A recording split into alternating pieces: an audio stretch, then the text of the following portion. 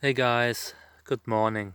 I'm still tired. I'm so tired, and I feel like I've been beaten up. I am having lots of issues with my mouth.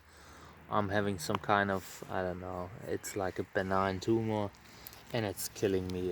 It's hurting like hell in the last few days. So yeah, I'm pretty roughed up. It took me a lot of energy and willpower to do this pollination, but I don't wanna waste any flowers that I have, so I decided now it's time. I need to go. And when you are like, the positivity will help me to get it done.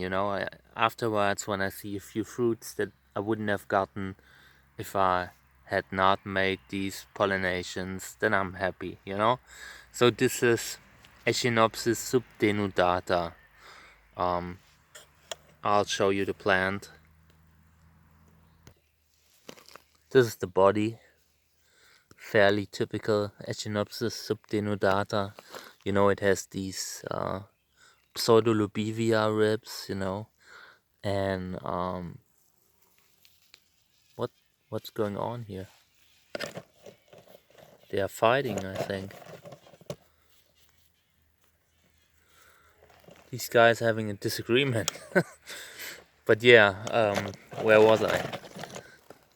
These are the ribs, very very edgy ribs, nice fluffy areoles, and a very long flower tube, which is very typical for this species.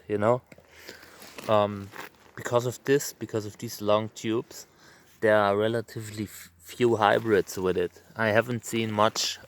I haven't seen many hybrids with it, and the ones that I've seen are often mediocre. So, especially in regards to flower color, most hybrids are, uh, they have one color like pink or purple. It's nothing that's multicolored. This is a species that's been used a lot, to produce hybrids with a interesting body, but it's not something like that's where there has been lots of progress in regards to flower quality. Um, Today, I will use it to. I will try to get across between Echinopsis subdenudata and Trichocereus validus. I will show you the plant now. This is Trichocereus validus, a gorgeous Trichocereus related to Trichocereus terscheki. I've had two flowers on this guy so far, and unfortunately I was not able to pollinate one of them, but I'm using it as fodder and have used the pollen as fodder very often. It's very fertile, which is great. And I'm interested in seeing what kind of body we will get when we cross these two.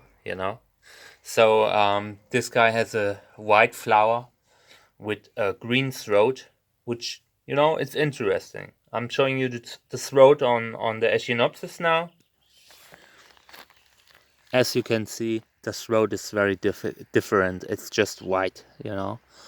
This here is the stigma, and these here are the things that hold the pollen. Let me just look if it has pollen. A little bit. Um, I will try to collect a little bit of pollen. I'll see how it goes. I'm not sure if it will work because this plant doesn't have a lot of pollen. I'm not sure why, but I'll see if there's a little bit of pollen.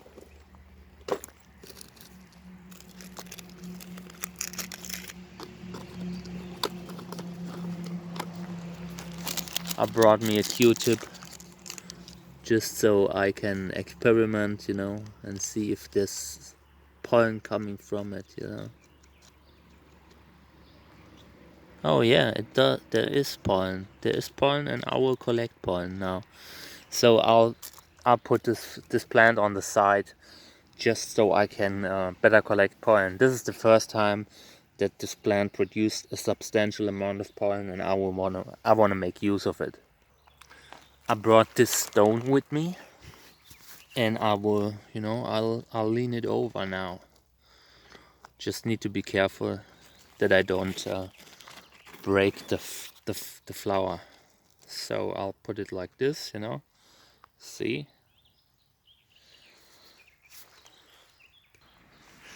This gives me a better angle to work with.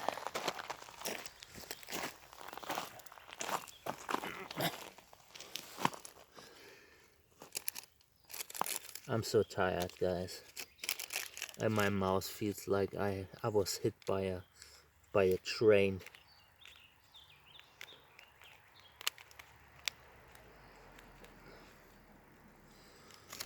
Really bad, really nasty.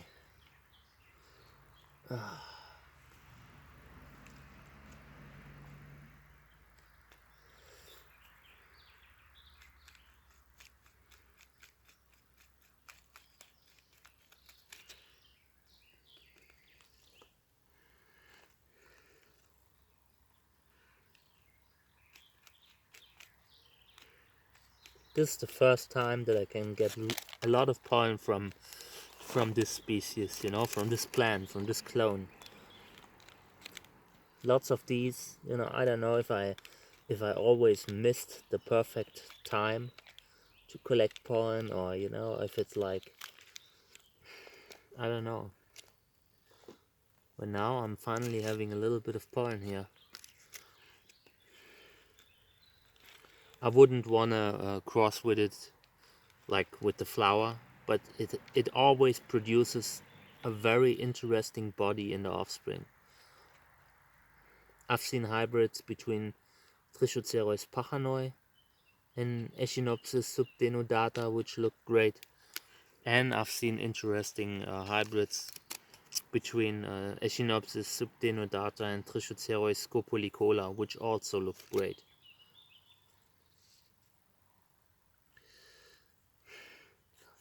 There's problems to pollinate Echinopsis subdenudata with pollen of Trichocereus pachanoi or Trichocereus validus. It's because of the length of the tube. These plants are made to fit together with other plants from the same species. So these have a little bit longer tube, and if you use pollen from plants with shorter tube, it often fails. But however, you can use pollen from plants with a long tube on plants with a short tube, like Trichocereus pachanoi. So you can use this as father on Trichocereus pachanoi, but when you use Trichocereus pachanoi on this guy, the reverse cross, it often fails. So yeah, we will still attempt it though. Today we're going to make just such a cross, and yeah, it often fails, but it doesn't. I don't care. I've seen crosses like these succeed, and I will try my best to make it succeed this time. Now I just need to label my pollen bag, but I can't find I really need to clean up my whole operation here. I have all kinds of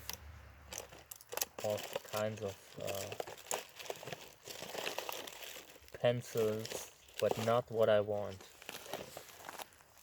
I think I used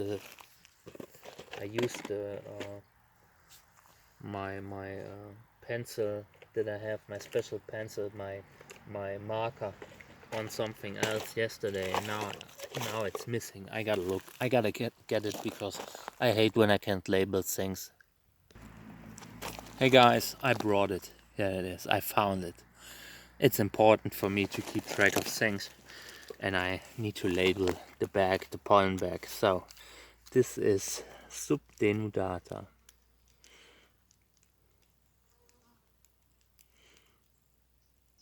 Pure pollen. Alright, so now I will put it back on its feet, and then we will pollinate.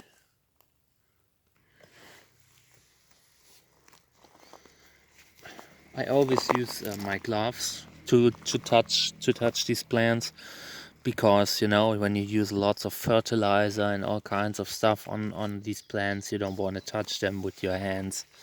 It's often not a problem, you know. A little bit of fertilizer on your hand won't kill you, but you know, if you do it every day, all day long, it just adds up, and I don't want to be known as the fertilizer man, you know. So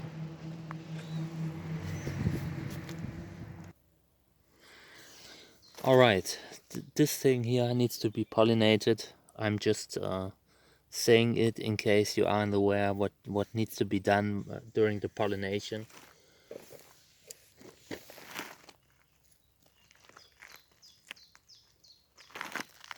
So here's Trichocereus validus, and I'll use lots of pollen on this one, because you know, I want to make it successful. I want to force it, you know.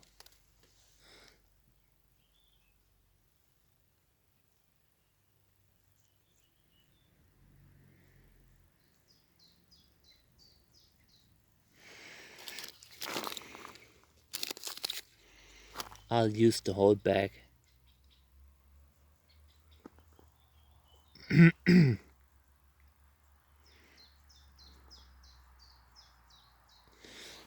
It will be really interesting to see if this one succeeds. I personally don't think it will, but who knows? You know, who knows? Maybe we're lucky. Some unique hybrids were created, you know, despite, you know, despite the fact that people were telling everyone it can't work, it can't succeed. So I will not take no for an answer unless I really, really know it doesn't work, from like trying 10 times, 20 times. And even then, I sometimes will reattempt it. So now I will label this thing. I brought me like some wire. This is some thin wire, and this is like, I put holes in these, you know, and I'll label my crosses this way now, because it was more and more difficult to keep track of everything. So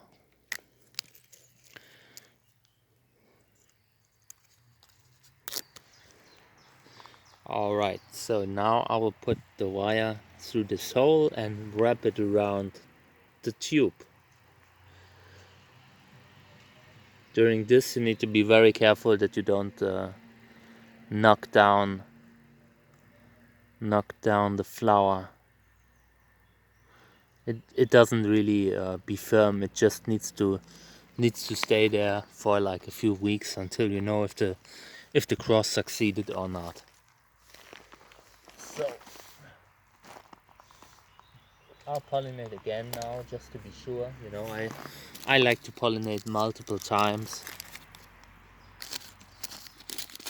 and usually with pollen from different bags, just to be sure. You know, the same type of pollen, but from different bags.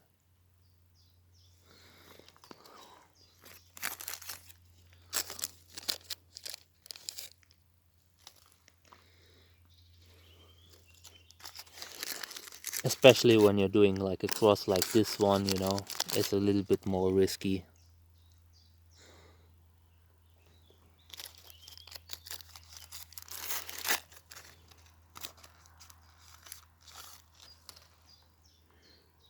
Alright, so this should be enough. I've put so much pollen on it, it can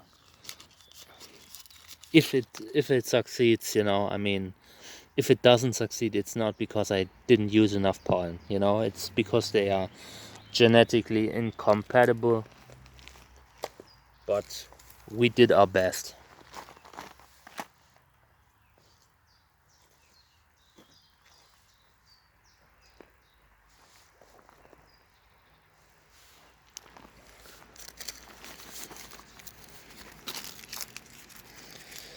So just cleaning up after me, you know, I don't like leaving trash out here. So these are my my 2 used brushes that I used here. And now we're done.